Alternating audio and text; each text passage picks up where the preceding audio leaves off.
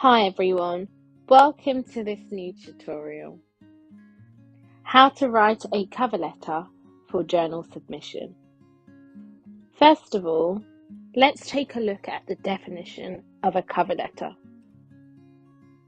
A cover letter is a simple brief letter designed to introduce your manuscript to a prospective editor. Yeah, you got it. The main idea here is to introduce your research work.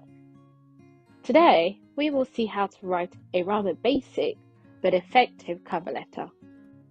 First of all, let's take a look and understand the key features.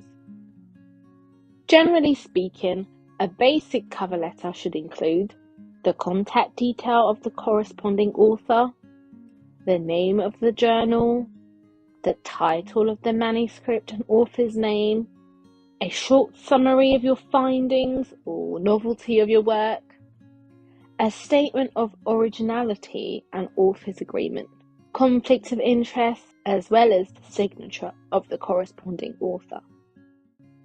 That said, now let's see how these features are organized in a cover letter.